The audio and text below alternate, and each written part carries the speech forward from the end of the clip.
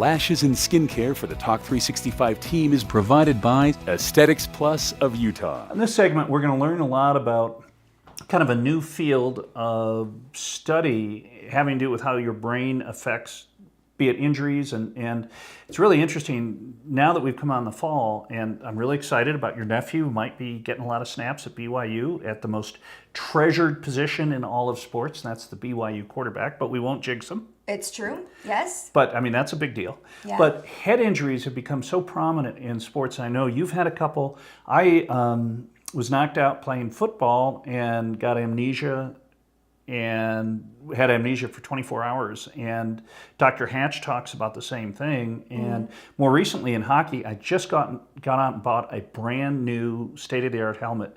And my first game back, I got tripped, and I would have been out cold otherwise with my old helmet. And but brain injuries is becoming a new field of real specialization. And the folks at Boston University are now working with the NFL to try to really drill down on that.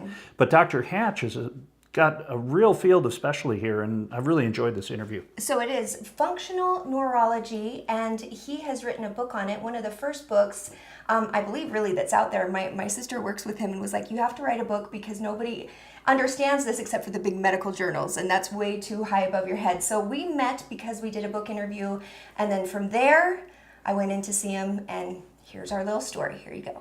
Today's Talk 365 Talking Wellness segment is presented by wellness team expert Dr. John Hatch.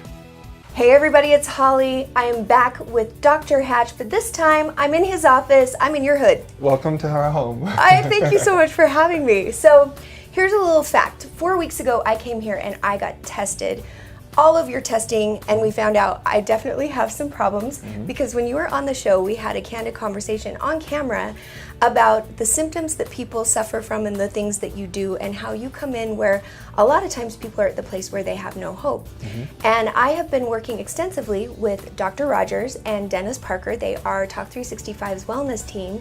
And upon meeting you, I was like, you're the third. You guys are a trifecta because when I read your book and I looked into your content, I'm like, all right, if he can help me, because I feel like I've done everything I could do and still having this problem of filling up with water. So we're here at the follow-up.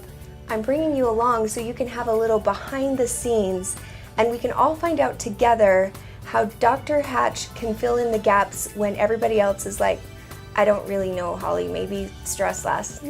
So it's all you. Okay. No pressure. Alrighty, well, we're excited. We're excited that you're here. Plus, with your diagnostic test, it showed specific findings that there had been a head trauma sometime in her life. And there's specific findings on the eye test that show those types of markers. So a year ago, I am walking from out of a house with some friends from a Christmas party, and I slipped, but I hit the back of my head so hard, and they said I was acting weird. They kept me up till 4 a.m, and the next day, I was in so much pain, but I wanted to brush it off because I was embarrassed. And this is sort of the key to the kingdom of why I'm not getting results from all the diet and exercise I'm doing with Dr. Rogers and the specialty meals to heal my gut, and why I'm not getting the results from the PTSD and seeing a decrease in my cortisol response to stress from working with Dennis. Absolutely, and both of those come from just an area of the brain. If you don't know where you are in your center of pressure, your gravity, if you feel like you're falling backwards, you'll get this tactile response. A tactile response is like kind of like a jerk response, and that's like when you get scared or startled, that makes your heart rate go up, it rushes to your extremities in case you have to run. Well, that doesn't help digestion. And so when you have this little center of posterior pressure, and as we saw on your test, and we'll show you guys in a little bit, it was massively posteriorly. So you already know that you're in that tactile response even if you don't want to be, even if you mentally try to get out of it. So first thing I just want to show you is the balance test. The balance test is a big window into how our system is working and not working. I have last time's tests up here. Okay. Here on the left, you have almost 2.5 inch posterior sway. Okay. And after a month of brain exercises, we now have less than 1.5 inches. That's how much your brain's improved. Okay. This is incredible. And then you look at these balance scores, And this one, with your eyes closed, went down a little bit, and the brain fluctuates, so it's okay that it goes up and down. Our goal is that we're improving in a general area. And it takes 4 months. It takes 3 to 4 months to for this hardwire to the brain, really be done. so it never reverts back to the old brain. It's called neuroplasticity. So your brain on the unstable surface, that's where you felt so unstable. You're at 63 and you're now at 84.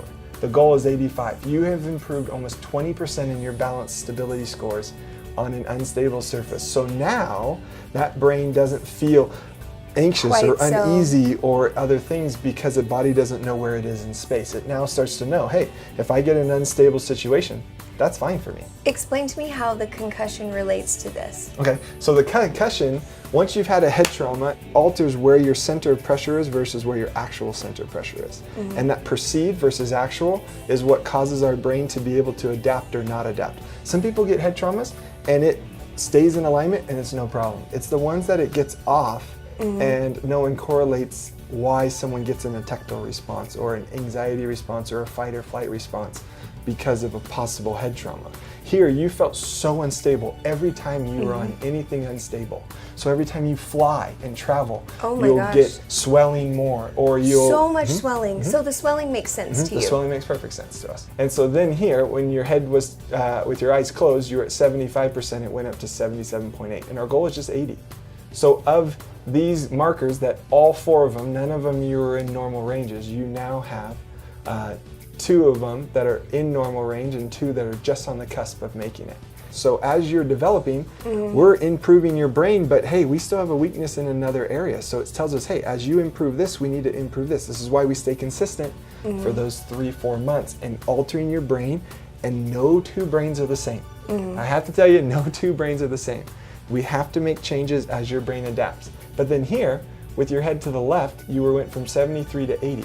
So that means with your eyes closed and your head to the left, you're more stable than you are with your eyes open. But 5 of the 8 diagnostic tests got better.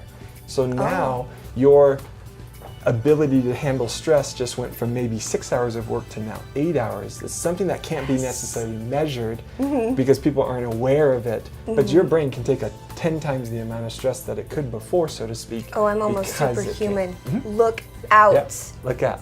Okay, I don't want to derail you at all, but tell Go me ahead. a little bit about when you had a concussion, because all of this whole concussion key thing, it doesn't matter when it happened. I took a pretty hard fall once. I was goofing around with friends and we were doing improv in LA. But I mean, I know this last one a year ago was really intense. Really bad. Tell me about your situation with concussions and how this sort of came in to be such a key thing, because it happens to people all the time. Look, I just named 2 in the last 5 years. For me, my concussion, I was 13 years old. I was a really gifted kid. I was in gate classes in California where I grew up and got a concussion, blacked out, and didn't wake up for 18 hours. So I was, I guess, conscious. I couldn't remember anything. I didn't know that my mother had passed away. I didn't know that my brother had left for 2 years. Those types of things, I didn't know. So you were And amnesia all I state. did was wake up the next day and going, what just happened? Like deja vu. And so after that, school went from easy A+ student every time to C+, B-,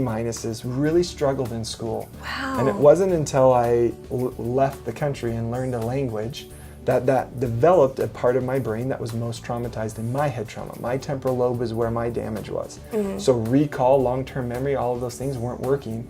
And after learning the language, it reconnected pathways. And I came back and was a 4.0 student back in college. Wow. So it was really incredible. But then what happened is I stopped studying the language and my brain started to go back down. I got into school, started studying this, started applying these exercises to my own brain, and now school's much, much easier. Wow. And these head traumas can be seen 20, 30 years later. And each concussion, if not repaired, gets worse. And the research shows now that head trauma is the #1 cause of leaky gut. So where in the brain gets injured that causes the leaky gut? Is it anywhere? Most of the time it's the brainstem. Okay, most of the So it's time is that back of your- brainstem that controls all of the regulation of your heart and your gut, peristalsis, and rest and digest. That gets rotated and it's like wringing out a towel. So those integrators get split up and start firing spontaneously. And at the same time, when you have a head trauma, you create swelling or you create activation of glial cells, and so that makes the brain inflamed. And that chronically, if that stays going, that chronic inflammation in the brain will then create permeability in the gut. Whoa. So if it goes untreated. Yeah, if it goes untreated, it's just going to be a ticking time bomb.